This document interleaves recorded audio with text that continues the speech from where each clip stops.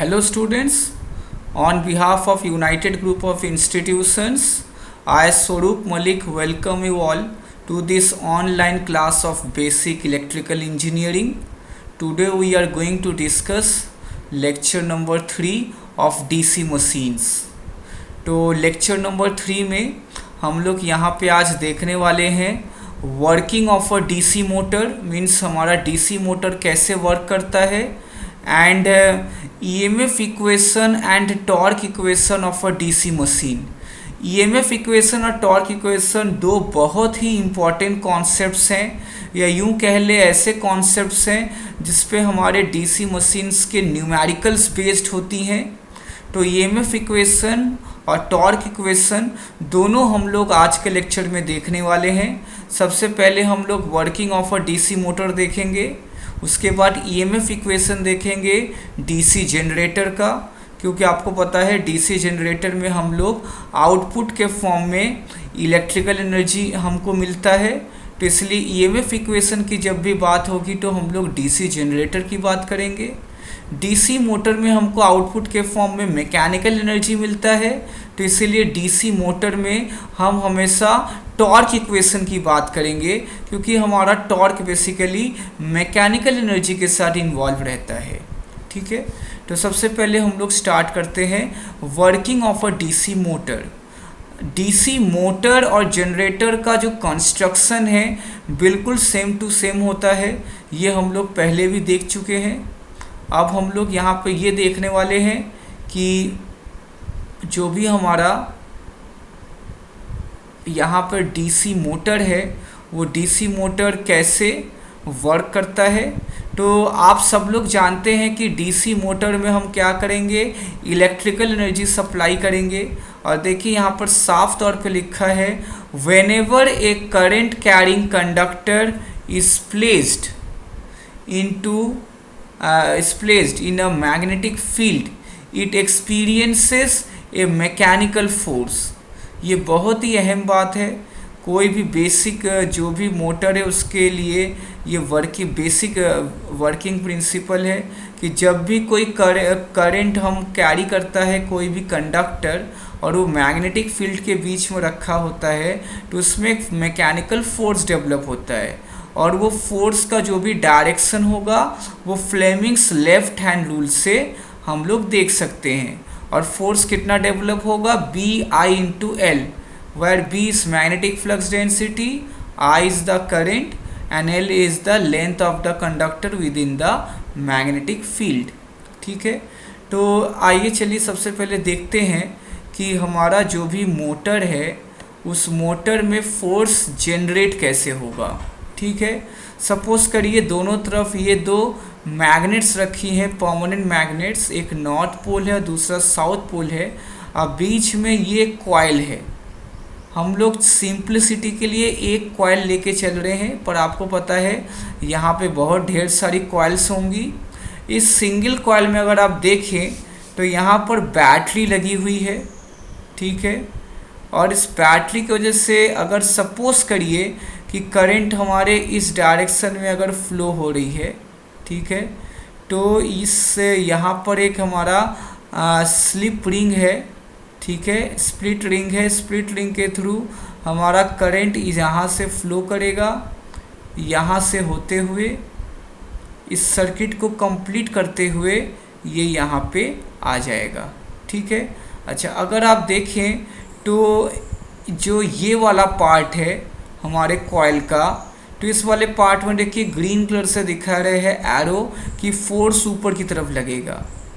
और अगर आप इस पार्ट में देखें तो इस पार्ट में ग्रीन कलर से किया जा रहा है कि जो फोर्स लगेगा वो डाउनवर्ड लगेगा. ठीक है, तो इसको हम लोग फ्लेमिंग्स लेफ्ट हैंड रूल से समझ सकते हैं. फ्लेमिंग्स लेफ्ट हैंड रूल से आप क्लियर कट है देख पाएंगे कि जो भी हमारा होगा यहाँ पे करंट वो अपवर्ड आएगा, जो फोर्स आएगा वो अपवर्ड आएगा. देखो यहाँ पे आपको बैटरी दिख रही है, ये पॉजिटिव टर्मिनल है, ये नेगेटिव टर्मिनल है, और जो इलेक्ट्रॉन्स है हमारी वो फ्लो करेंगी नेगेटिव से पॉजिटिव टर्मिनल्स की तरफ. तो बताइए करंट कैसे फ्लो करेगा। करंट हमारा फ्लो करेगा from positive terminal to negative terminal. तो यहाँ पर जो ये आप डॉट डॉट देख रहे हैं येलो कलर का, ये बेसिकली इलेक्ट्रॉन्स को दिखाया गया है कि कैसे इलेक्ट्रॉन्स फ्लो करेंगी। और आप सब जानते हैं कि इलेक्ट्रॉन्स के अपोजिट डायरेक्शन में करंट फ्लो करती है। तो करंट आपकी पॉजिटिव टर्मिनल से लेकर नेगेटिव टर्मिनल की तरफ फ्लो करेगी। ठीक है। अच्छा, अब सबसे पहले देखते हैं कि करंट जो है, सपोज करिए इस तरफ अगर आप देखें तो करंट का डायरेक्शन क्या होगा। करंट का डायरेक्शन होगा फॉरवर्ड, मतलब सामने की तरफ। ठीक है, करंट सामने की तरफ फ्लो करेगा। और मैग्नेटिक फ्लक्स का डायरेक्शन कैसा है, left to right, north pole से साउथ पोल की तरफ। तो आपका जो फोर्स होगा, फोर्स का डायरेक्शन कैसा होगा, डाउनवर्ड होगा। ठीक है, इसको हम लोग देख सकते हैं। आइए सबसे पहले हम लोग वेब कैम के थ्रू इसको समझने की कोशिश करते हैं। ठीक है, देखिए ये मेरा लेफ़्ट हैंड है। ठीक है, लेफ़्ट हैंड में हमने 3 उंगलियों का ऐसे रखा हुआ है। ठीक है, ये मेरे 3 फिंगर्स हैं। ये हमारा थंब है जो कि हमारा फोर्स का डायरेक्शन देगा। ये हमारा इंडेक्स फिंगर है जो मैग्नेटिक फ्लक्स का डायरेक्शन देगा। और ये हमारा सेंटर फिंगर है, मिडिल फिंगर है, जो कि हमारा करंट का डायरेक्शन देगा।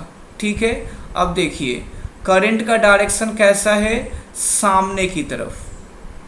ठीक है, सामने की तरफ करंट का डायरेक्शन है। ये हमारा करंट सामने की तरफ है। ठीक है, फोर्स आपका देख सकते हैं। मैग्नेटिक फ्लक्स कैसा है, लेफ़्ट टू राइट, लेफ़्ट से राइट की तरफ। तो जो हमारा फोर्स आएगा वो डाउनवर्ड आएगा, आप अपने लेफ़्ट हैंड से देख सकते हैं। सिमिलरली अगर आप बात करें इस तरफ, तो करंट जब यहाँ से फ्लो करेगा तो करंट का डायरेक्शन बैकवर्ड होगा। तो करंट का डायरेक्शन जब बैकवर्ड होगा, बैकवर्ड मतलब मेरी तरफ होगा। और आप देख सकते हैं कि मेरी तरफ है, इसीलिए आपको ये मेरी उंगली नहीं दिख रही है जो कि करंट का डायरेक्शन दिखा रहा है। ठीक है, ये 3 फिंगर्स हैं, एक फिंगर मेरी तरफ हो गया। ये हमारा मैग्नेटिक फ्लक्स का डायरेक्शन है जो कि हमने राइट हैंड साइड में लिया हुआ है। ठीक है, क्योंकि कैमरा है तो आपको रिवर्स दिख रहा होगा, आपको लेफ़्ट दिख रहा होगा, पर हमने राइट टू लेफ़्ट दिखाया है। ठीक है, ये मिरर इमेज क्योंकि कैमरा में दिखता है तो इसलिए आपको लेफ़्ट की तरफ दिख रहा होगा, पर बेसिकली राइट की तरफ है। ठीक है, और अपवर्ड जो है हमारा थंब का डायरेक्शन दिखा रहा है कि फोर्स हमारा अपवर्ड लगेगा। ठीक है, तो इस तरीके से आप देख सकते हैं कि जो हमारा यहाँ पर डीसी मोटर है उसमें इस तरफ जो लेफ़्ट हैंड साइड में कॉइल है उसमें फोर्स डाउनवर्ड लग रहा है, और जो राइट हैंड साइड में कॉइल है उसमें अपवर्ड लग रहा है। ठीक है, अब क्या होगा, ड्यू टू दिस फोर्स हमारा जो कॉइल है ये रोटेट करना शुरू होगा, और जो राइट हैंड साइड वाला कॉइल है वो लेफ़्ट हैंड साइड में आ जाएगा, और लेफ़्ट हैंड साइड वाला कॉइल राइट हैंड साइड में आ जाएगा। जैसे ही ऐसा होगा, ये जो रिंग्स हैं इस रिंग्स की पोजीशन इंटरचेंज हो जाएगी। जैसे रिंग्स की पोजीशन इंटरचेंज हो जाएगी, अब करंट जो है इस रिंग की जगह इस रिंग से फ्लो होने लगेगा, और ये वाला रिंग इधर आ जाएगा, इधर वाला रिंग इधर आ जाएगा। तो बिल्कुल उसी तरह से जैसे ही 180 डिग्री रोटेट हो जाएगा वैसे ही इस वाले कॉइल पे अब डाउनवर्ड फोर्स लगने लगेगा, और इधर वाला कॉइल जब इधर आ जाएगा तो इसमें अपवर्ड फोर्स लगने लगेगा। ठीक है, इसको समझने के लिए एक छोटा सा हम यहाँ पर लेते हैं एनिमेशन, जिसमें आपको साफ तौर पे दिखाई देगा। इसमें आप देख सकते हैं कि इस तरीके से जो हमारा कॉइल है ये कॉइल घूमने लगेगा। ठीक है, इस तरीके से हमारा कॉइल रोटेट करना शुरू कर देता है। आप देख सकते हैं स्पीड कैसे धीरे धीरे इंक्रीज हो रही है ड्यू टू योर फोर्स। ठीक है, चलिए, तो ये है हमारा working principle of DC motor. अच्छा, ये वर्किंग प्रिंसिपल हो गया डीसी मोटर का। अब यहाँ पर जो बात कर रहे थे हम लोग स्प्लिट रिंग की जगह हम लोग क्या यूज़ करते हैं डीसी मोटर में, कम्यूटेटर। ठीक है, कम्यूटेटर का काम क्या होता है, जो सप्लाई में हम डीसी सप्लाई देंगे उसको वो एसी में कन्वर्ट करके कॉइल्स को देगा। ठीक है, एसी में अगर कॉइल नहीं अगर कन्वर्ट करते हैं तो जो हमारा जो कंडक्टर होगा, कंडक्टर में जो है कभी भी ईएमएफ इंड्यूस नहीं हो पाएगी। चलिए अब हम लोग बात करते हैं बैक ईएमएफ की। जैसे कि आपने अभी अभी देखा कि जैसे ही हमने सप्लाई दिया वैसे ही हमारा कॉइल क्या हुआ, रोटेट करना शुरू किया। अब कॉइल रोटेट करेगा तो आपको पता है कोई भी करंट कैरिंग कंडक्टर अगर मैग्नेटिक फील्ड के बीच में है और अगर वो मैग्नेटिक फ्लक्स को कट कर रहा है तो उस करंट कैरिंग कंडक्टर में क्या होता है, ईएमएफ इंड्यूस होता है। ठीक है, ये चीज़ आप लोग पढ़ चुके हैं। कोई भी अगर आपका कंडक्टर है, अगर उसमें मोशन है, मतलब अगर वो मैग्नेटिक फ्लक्स को कट कर रहा है तो उसमें क्या होगा, एक ईएमएफ इंड्यूस होगा और उस ईएमएफ के वजह से जो क्या होता है, हमारा बैक ईएमएफ होता है। ठीक है, जो भी ईएमएफ जनरेट होगा आपके आर्मेचर में उसको हम क्या बोलेंगे, बैक ईएमएफ। अब सवाल ये है कि इसको बैक ईएमएफ क्यों बोलते हैं। एक्चुअली में अगर आप इस डायग्राम में देखें तो आप पाएंगे कि यहाँ पे जो ईएमएफ जनरेट होगा वो क्या करेगा, अकॉर्डिंग टू लेंज लॉ वो ईएमएफ जो ये आर्मेचर करंट है जिसके वजह से जनरेट हुआ है उस आर्मेचर करंट को अपोज करेगा। ठीक है, तो इसकी वजह से जो बैक ईएमएफ है इसका नाम बैक ईएमएफ है क्योंकि ये एक्चुअली में इस आर्मेचर करंट को अपोज करता है। ठीक है, तो इसलिए इसका नाम है बैक ईएमएफ। ठीक, अच्छा, बैक ईएमएफ बहुत ज़रूरी है। अगर बैक ईएमएफ नहीं होगा तो हमारा मोटर कभी भी सेल्फ रेगुलेट नहीं होगा। सेल्फ रेगुलेट का क्या मतलब है, सपोज करिए कि इस मोटर में हमने अचानक से जो है लोड को बढ़ा दिया, तो अचानक से लोड को बढ़ाने पे क्या होगा, अचानक से लोड बढ़ेगा तो आपका जो ये आर्मेचर करंट है आप यहाँ पे देख सकते हैं, यहाँ पे लिखा भी है। सपोज करिए कि in the consider the load on a DC motor is suddenly reduced, मान लीजिए घटाया गया। In this case required torque will be small as compare to the current torque.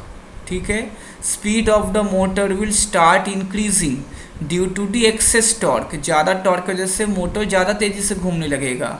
Hence being proportional to the speed magnitude of the back EMF will also increase, वो क्या करेगा, back EMF को बढ़ा देगा। तो बैक ईएमएफ बढ़ेगा तो क्या होगा, with the increase of back EMF armature current will start decreasing, armature current कम हो जाएगा। So torque in proportional to the armature current it will also decrease, तो हमारा टॉर्क भी कम हो जाएगा। तो लोड को कम करेंगे, तो लोड को कम करने की वजह से क्या होगा, ये मोटर और तेज़ी से घूमने लगेगा तो ये बैक ईएमएफ को बढ़ा देगा। बैक ईएमएफ बढ़ेगा तो ये आर्मेचर करंट को और कम कर देगा। आर्मेचर करंट कम होगा तो टॉर्क अपने आप कम हो जाएगा। अच्छा, अगर मान लीजिए लोड ज़्यादा लगा दिया तो क्या होगा, लोड अगर हमने ज़्यादा लगा दिया तो उसको ज़्यादा टॉर्क चाहिए घुमाने के लिए। तो जैसे लोड को हम बढ़ा देंगे तो क्या होगा, मोटर की स्पीड कम होने लगेगी। मोटर की स्पीड कम होगी तो बैक ईएमएफ कम जनरेट होगा। बैक ईएमएफ कम जनरेट होगा तो आर्मेचर करंट ज़्यादा इंक्रीज करेगा क्योंकि उसको अपोज करने वाला फोर्स कम हो गया है। तो आर्मेचर करंट जैसे ही बढ़ेगा ये क्या करेगा, और ज़्यादा टॉर्क प्रोड्यूस करेगा ज़्यादा लोड के लिए। तो इस तरीके से हम कह सकते हैं कि बैक ईएमएफ क्या है, ये बेसिकली हमारे मोटर को सेल्फ रेगुलेट करता है।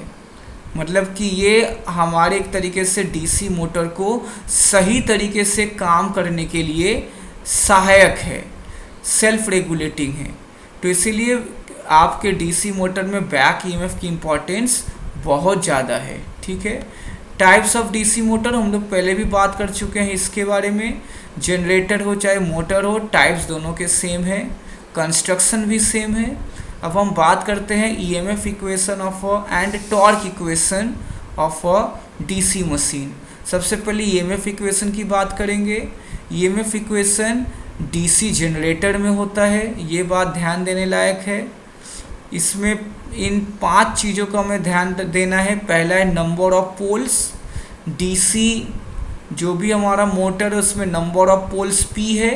ऑब्वियस सी बात है कि पी जो है वो इवन नंबर में होगा, क्योंकि पोल्स कभी भी ऑड नंबर में नहीं होता।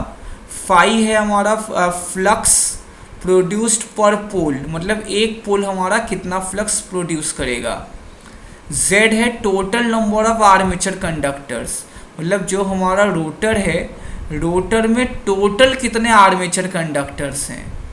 ए है number of parallel paths in armature, जो हमारे ब्रशेस हैं, ब्रशेस और आर्मेचर के बीच में कितने नंबर ऑफ पैरेलल पाथ्स हैं। तो ये बेसिकली डिपेंड करेगा कि हमारा जो आर्मेचर है उसकी वाइंडिंग कैसी है। हम लोगों ने लास्ट लेक्चर में बात किया था कि अगर मान लीजिए कि आर्मेचर वाइंडिंग अगर लैप वाइंडिंग है तो ये जो नंबर ऑफ पैरेलल पाथ है ए, इसकी वैल्यू नंबर ऑफ पोल्स की इक्वल हो जाएगी पी के। और अगर मान लीजिए हमारा आर्मेचर वेव वाइंडिंग में है तो नंबर ऑफ पैरेलल पाथ जो होगा ए वो 2 के बराबर हो जाएगा। ठीक है। अच्छा, एन क्या है, ये स्पीड है आर्मेचर का इन आरपीएम। ठीक है। अच्छा, अब आपको पता है, सपोज करिए यहाँ पर हम लेते हैं, कंस्ट्रक्शन में आ जाते हैं। सपोज करिए ये हमारा 4 पोल है। ठीक है। तो P की वैल्यू क्या हो गई 4। अब मान लीजिए एक पोल कितना फ्लक्स जनरेट करता है 5, तो टोटल कितना फ्लक्स जनरेट हो रहा है 5 5 5 5 4 है, तो कितने हो जाएगा 4 5। तो इसको हम लोग टोटल कितना कह सकते हैं P5, क्योंकि नंबर ऑफ पोल्स हमने P लिया है और एक पोल में कितने फ्लक्स है 5 है। ठीक है। अब अगर हम मान लीजिए ये एक कंडक्टर को लेते हैं, ये कंडक्टर जब 360 डिग्री घूमेगा, मतलब कि एक रोटेशन पूरा कर लेगा, तो ये कितने फ्लक्स को कट करेगा। ठीक है। एक पोल के पास 5 फ्लक्स है, तो इस पूरे 5 को कट किया। फिर यहाँ पर भी 5 है, इस 5 को भी कट करेगा, तो 5 और 5 कितना हो गया 2 5।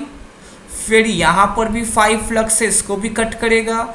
जब ये वाला कंडक्टर 360 डिग्री घूमेगा तो 5 + 5 + 5 कितना हो गया 3 5। और यहाँ पर भी एक पोल है, यहाँ पर भी फ्लक्स होगा 5, तो इसको भी कट करेगा, तब जाके यहाँ पहुँचेगा। तो टोटल कितना फ्लक्स कट किया P5। P है नंबर ऑफ पोल्स और 5 क्या है फ्लक्स पर पोल। ठीक है। तो एक चक्कर लगाने पे कितना फ्लक्स कट करता है P5। अच्छा, अब आपको पता है कि हमारा आर्मेचर का स्पीड कितना है n RPM। अभी आपने देखा कैपिटल N RPM मतलब रिवोल्यूशंस पर मिनट, मतलब ये n नंबर ऑफ चक्कर लगाएगा 1 मिनट में। तो 1 सेकेंड में कितना चक्कर लगाएगा, 1 सेकेंड में वो चक्कर लगाएगा n/60, क्योंकि आपको पता है 1 मिनट में 60 सेकेंड होते हैं। तो आपका कितना चक्कर लगाएगा 1 सेकेंड में, 1 सेकेंड में टोटल उसकी स्पीड हो जाएगी कैपिटल n/60। ठीक है। तो अगर हम आपसे ये पूछें कि बताओ ये कंडक्टर 1 सेकेंड में कितना फ्लक्स कट करेगा, तो एक चक्कर में आपने देख लिया कि कितना फ्लक्स कट किया P5, 360 डिग्री घूमने में P5 फ्लक्स कट किया। तो 1 सेकेंड में कितना फ्लक्स कट करेगा, 1 सेकेंड में वो उसकी स्पीड कितनी है, नंबर ऑफ रिवोल्यूशंस कितना होगा n/60। तो 1 सेकेंड में कितना फ्लक्स कट करेगा P5 × n/60। आप यहीं पे देख सकते हैं ये चीज़ कि टोटल हमारा कितना फ्लक्स कट किया। आप यहाँ पे देख सकते हैं EMF जनरेटेड पर कंडक्टर P5 × n/60, क्योंकि आपको पता है कि जो एवरेज EMF जनरेट होता है वो होता है d∅/dt, change in flux upon change in time. Change in time क्या है 1 सेकेंड, और कितना फ्लक्स में चेंज आया P5 × n/60। ठीक है। अच्छा, सपोज करिए टोटल नंबर ऑफ कंडक्टर्स अगर Z है और नंबर ऑफ पैरेलल पाथ अगर A है, तो हमारे टोटल नंबर ऑफ कंडक्टर कितना होगा एक पाथ में, the conductors are connected in series पर पैरेलल पाथ। तो इसके अकॉर्डिंगली हमारे एक पाथ में कितने कंडक्टर हो जाएंगे, Z/A, टोटल हमारे कंडक्टर हो जाएगा Z/A। तो हमारा ओवरऑल EMF अगर एक कंडक्टर में इतना है तो Z/A कंडक्टर में कितने होंगे, इस पूरे टर्म को Z/A से मल्टीप्लाई कर देंगे तो क्या आ जाएगा, P/N इंटू Z/60A। इसको हम लोग बोलते हैं जनरेटेड EMF। अभी हम लोग ने बात की अगर लैप वाइंडिंग है तो A की वैल्यू P के बराबर हो जाएगी, तो A की जगह हम क्या लिख देंगे, P लिख देंगे, P कैंसिल हो जाएगा। और अगर हमारी वेव वाइंडिंग है तो A की वैल्यू 2 हो जाएगी, तो यहाँ A की वैल्यू 2 आ जाएगी, तो यहाँ पर डिनोमिनेटर में 120 आ जाएगा। ठीक है, अब हम लोग बात करते हैं टॉर्क इक्वेशन की। टॉर्क इक्वेशन केवल मोटर में होता है, जनरेटर में केवल जनरेटेड EMF होता है। और जैसे मोटर में हम लोगों ने बात किया बैक EMF का, तो ये जो जनरेटेड EMF है इसी को हम लोग बोलते हैं बैक EMF जब हम मोटर की बात करेंगे। तो बैक EMF कब होगा, मोटर में होगा, तब हम इसी को EG ना लिखकर EB लिखेंगे, मतलब बैक EMF। ठीक है, चलिए torque equation of a DC motor. Torque आप लोग जानते हैं क्या होता है, force into perpendicular distance from the angle of rotation. तो अगर मान लीजिए एक सर्कल है तो सर्कल का रेडियस अगर R है तो टॉर्क कितना होगा, force into R, radius of the armature. और आपको पता है कि वर्क डन होता है फोर्स इनटू डिस्टेंस, तो एक चक्कर लगाने पे कितना वर्क डन होगा, F इंटू 2πr, क्योंकि सरकमफेरेंस 2πr है।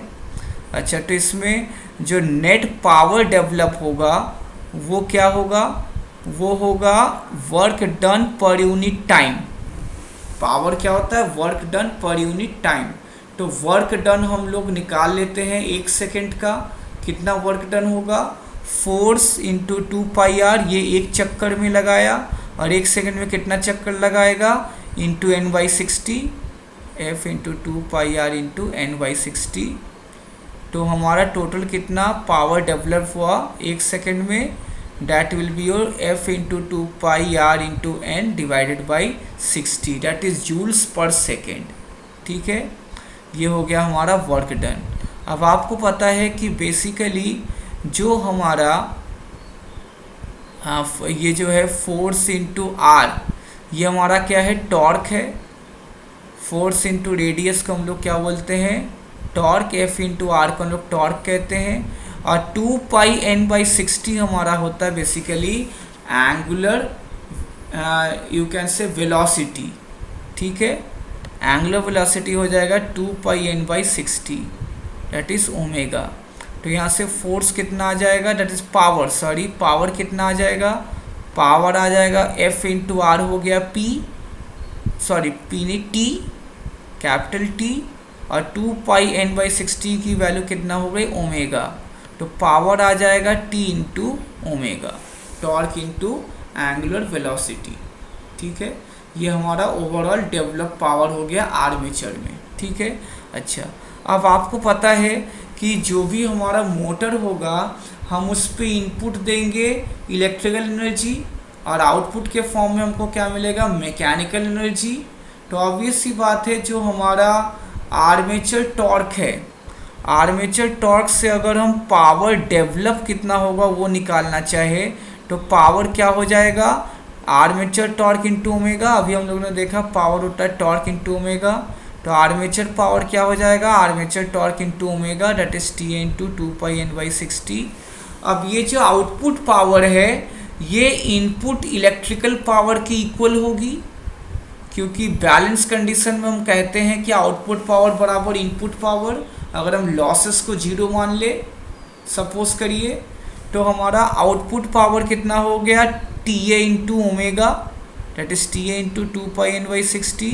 और इनपुट इलेक्ट्रिकल पावर कितना हो जाएगा, इनपुट पावर आप देख सकते हैं आपके इसके अक्रॉस इनपुट पावर कितना पावर एंटर करेगा, जितने के अक्रॉस वोल्टेज होगा इंटू जितने के अक्रॉस करंट होगा। यहाँ वोल्टेज है EB और करंट है IA, तो पावर कितना हो गया, voltage into current that is EB into IA। तो यहाँ से आपका EB इंटू IA हमारा इनपुट इलेक्ट्रिकल पावर हो गया और ये आउटपुट मैकेनिकल पावर हो गया, दोनों एक दूसरे की इक्वल है। तो यहाँ से आपको पता है बैक EMF ही हमारा जनरेटेड EMF है। मोटर में हम जनरेटेड EMF को बैक EMF बोलते हैं। तो जनरेटेड EMF का देखिए एग्जैक्टली यही फॉर्मूला जो है जो आप लोगों ने यहाँ पे देख रहे हैं, P∅NZ/60A, इसी को यहाँ बैक EMF के फॉर्म में लिख दिया है EB P∅NZ/60A, और torque into omega is equals to EB, ये हो गया EB इंटू IA। ठीक है, अगर हम इसको रीअरेंज करते हैं आपस में तो यहाँ से आर्मेचर टॉर्क आता है PZ/2πA into phi into IA। ठीक है, अब ये जो PZ/2πA है इसको हम लोग बोलते हैं मशीन कांस्टेंट। ये बेसिकली DC मशीन में कभी भी चेंज नहीं होती जब तक हम उसके कंस्ट्रक्शन को चेंज ना करें। तो यहाँ से डायरेक्टली आप देख सकते हैं कि आर्मेचर टॉर्क क्या हो गया, is directly proportional to phi into IA। ठीक है, अच्छा सिमिलरली सैफ्ट टॉर्क भी हम लोग निकाल सकते हैं। सैफ्ट टॉर्क क्या होगा, ये बेसिकली ऐसा टॉर्क है जो कि हमारा ट्रांसफ़र होता है मोटर के सैफ्ट में, और सैफ्ट टॉर्क हमेशा आर्मेचर टॉर्क से कम होगा क्योंकि कुछ हमारा जो एनर्जी है वो आर्मेचर से सैफ्ट के बीच में ही लॉस हो जाएगा। तो सैफ्ट टॉर्क क्या हो जाएगा, बेसिकली हो जाएगा output in watts divided by your omega that is 2πN/60। तो यहाँ से हम लोग सैफ्ट टॉर्क निकाल सकते हैं। ठीक है, तो बस इतना ही है आज के लेक्चर में। इन चीज़ों को बहुत अच्छे से आप लोग देख लीजिएगा। ये आर्मेचर टॉर्क और ये जनरेटेड EMF, ये दोनों बहुत ही इम्पोर्टेंट कॉन्सेप्ट्स हैं। एक बार खुद से देखेंगे तभी आपको समझ में आएगा, तो इसको आप लोग अच्छे से देख लीजिएगा। ठीक है, अगर कोई भी डाउट हो हम लोग डाउट क्लियरिंग क्लास में इसको सॉर्ट आउट करेंगे। ठीक है, till then have a nice day, thank you.